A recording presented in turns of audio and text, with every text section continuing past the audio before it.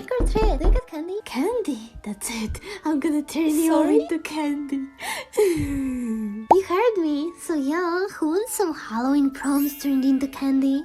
We are gonna start with a sweet little school cake, but schools haven't always been just decorations. Some were real and used in rituals that might surprise you.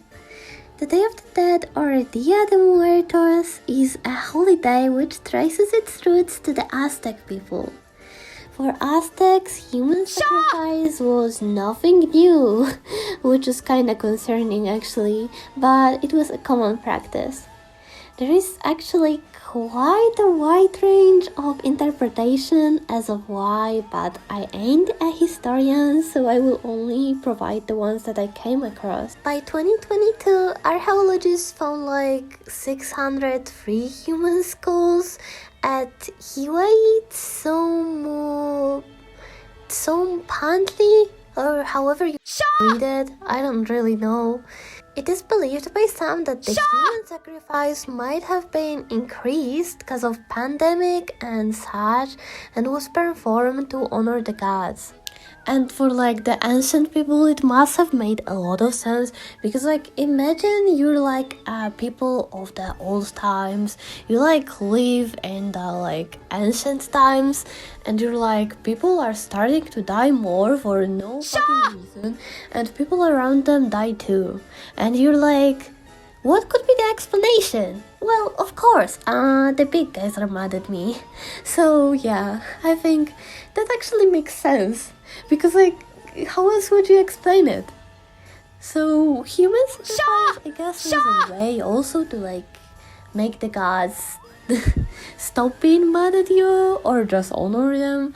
I don't really know because I didn't do that much research, so correct me if I'm wrong.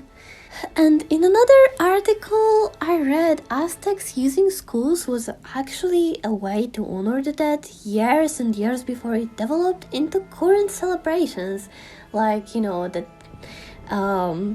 Day of the Dead, or like our current Halloween. I don't know how much of it is true and if I understood it correctly, but it is like a fact, I guess, that skulls were placed, for example, in Aztec temples and are a symbol of tradition that continued for a few centuries. And I mean, even right now, skulls symbolize the dead and like, I guess, passing of life. Of course, it depends on the interpretation and the person that is but like, I also read in that one article that after Spanish conquered Aztec Empire in 16th century, the Catholic Church moved some of the celebrations honoring the dead, from what I understood also inspiring the All Saints' Day. And I don't know, take all the information I give you with a grain of salt, because I'm not a historian and the articles online can be easily, like switched some facts. So just, if you're more into history, then like make sure to correct me in the comments and like give your explanations to people so that we all can read it. Maybe you have watched the famous movie Coco?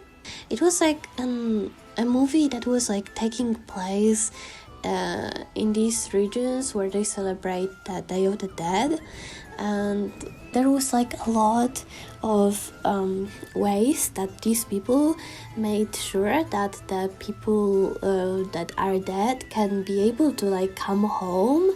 I feel like I kinda stutter, but I'm gonna cut that out mostly in editing. So what are the Day of the Dead traditions? So they include people building altars for their loved ones with offerings to their loved souls. And these offerings had like a lot of symbolic meaning, so I don't know everything.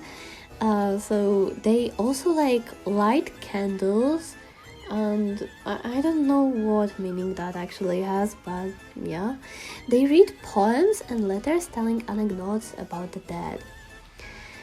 And I think they also offer stuff with strong scent, which would help to guide the dead home so that, like, they can come to them.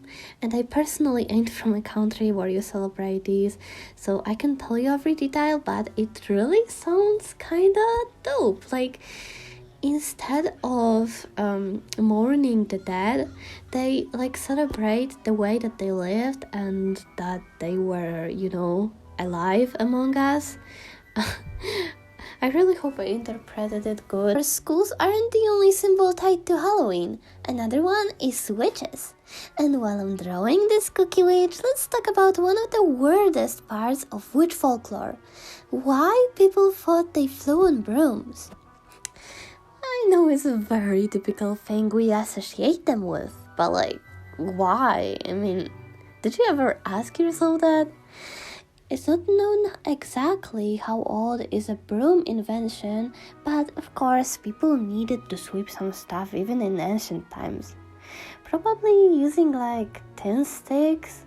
Actually, my grandma kinda had this broom made entirely out of sticks. I even have a cute picture of me sweeping with it, but I don't know where I got it, and not I'm gonna show. Word broom came actually from some plant, and I guess it was used to make first ever brooms. And yeah, well, I don't know how that plant looks. Maybe I will attach an image if I find it. So, we all usually think of witches as a woman. That's kind of a stereotype, and I'd say also old woman. But that's actually not entirely true.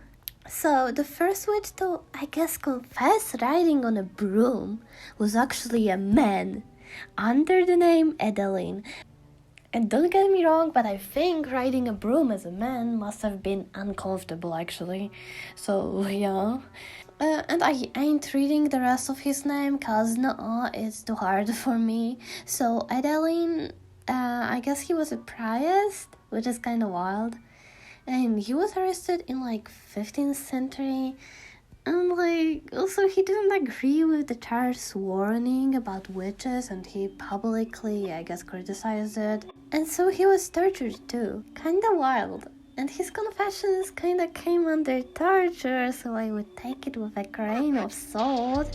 Cause I really believe that if you get tortured enough, you will fucking say you're a fucking cookie monster. Yeah, duh, bitch, I am a fucking cookie monster.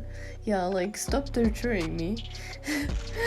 And other bullshit, for example, that taxes do exist. Shut the fuck up, we don't. Stop.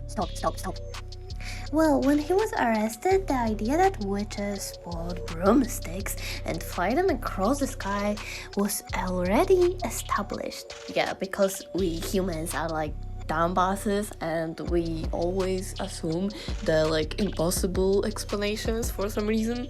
But I would wanna be able to pull out a broomstick and be like, yeah, teacher, I ain't taking the classes today. I'm going home. And what she's gonna do? She's gonna tell my parents that I flew away on a broomstick? I really doubt she's gonna tell them that. So yeah, whatever, I can do that.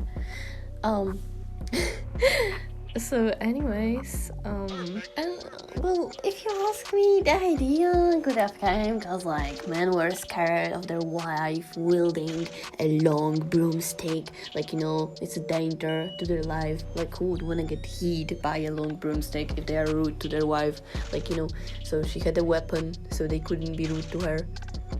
Okay. Anyways, some anthologies throw in skeleton, but surprisingly it's close to skeleton. Don't you think we got an imposter here? But anyways, she said that brooms may have association to the pagan fertility ritual, which is an interesting name, I must say. So what was it? Rural farmers would basically grab some sticks and dance on them under the moonlight. Sounds kinda romantic, I don't know. Anyways, and no, it wasn't pole dancing. Why would you think that? Imagine people who do it nowadays would be called witches. That sounds kinda fun. Imagine I saw your mom in the club last night. She's a witch. We must burn her. And they bring her onto the trial, yeah. In general, people thought broomsticks would be perfect vehicles for witches to transport their stuff. So yeah, I guess they have never heard of planes. Like, imagine a witch, like, riding an entire plane instead. That would have been much more fun. Also guys, since I'm literally very short on time, I'm just gonna show you like a very quick video like of me, I guess, coloring the ghost. And like, it was the last prompt, it's a candy ghost. Like, thank you so much for watching. Please consider leaving a follow if you wanna hear more facts and like more funny stories. I'm planning to do more animated videos soon. Like, I mean, that will take a while, but like, I'm just gonna try to upload regularly, so I'm not always gonna upload fully animated videos. And thank you all for listening.